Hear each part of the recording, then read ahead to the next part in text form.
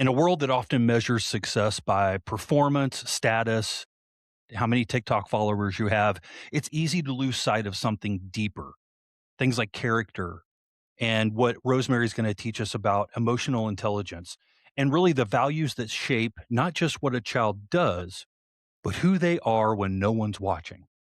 So today's guest has spent decades inside that question. Rosemary Olander is an educator and administrator, consultant, an author with over 20 years of experience working with families and teachers and school systems. From teaching profoundly deaf children to serving as a principal to advising school districts across the state of New York, she has seen firsthand what shapes children and what, on the other side, kind of quietly unravels them. Her work centers on a very powerful idea that raising rich kids has nothing to do with money and everything to do with emotional depth, resilience, and character. So, today we're going to explore the legacy lessons that have been passed on from one generation to the next, those lessons that feel necessary to shape strong, stable families, and what decades inside schools reveal about the world our children today are really growing up in. So, with that said, Rosemary, welcome to the show. We're excited to have you. Let's start off by getting to know you as a fellow human being. Can you tell us your story? Sure. I was born and raised in Rome, New York, which is central New York, up near just below the Adirondacks and in the middle of the state. Um, I come from a very large Italian family, large in cousins, aunts, uncles, and friends who became family by connections. So I was blessed to have, 20 cousins and several aunts and uncles and lived above my grandparents. We were a lower middle class to middle class family. My dad was a laborer and he worked at the Air Force Base as a handling person who figured out where packages could go and be stored and all of that, which he then translated. He in the Navy, he was a storekeeper, so he did that in his post naval career when he was in the Naval Reserves.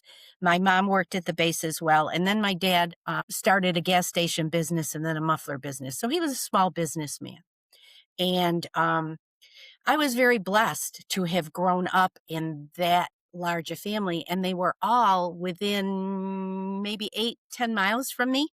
So I grew up with a sense of security because if if one person was in trouble, there was always somebody else to go to, you know?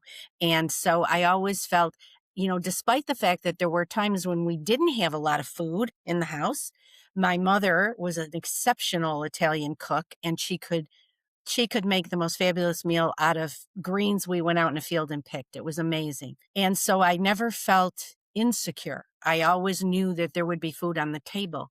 And like I said, if there was something going on in my house, I had an aunt to run to. I could go somewhere else. So that's kind of how I grew up. The town itself was very heavily Italian, hence the name Rome, New York.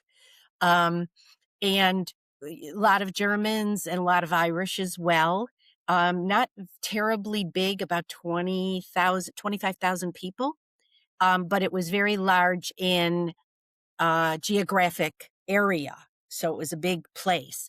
But, within 2 city blocks, I had 2 aunts, 4 cousins living next to me. So we got to be very, very close friends, almost like sisters. In terms of my primary family, it was just me until I was 13 and a half, and my sister was born. So I started college the day she started kindergarten, which was interesting for my parents as well as for me, because I had to fight through my teenage years with a baby sister who was in the same room with me in my Oh, house because man. we lived upstairs in a 2 bedroom apartment, the four of us. That was not very big; it was small. So that was kind of where I came from.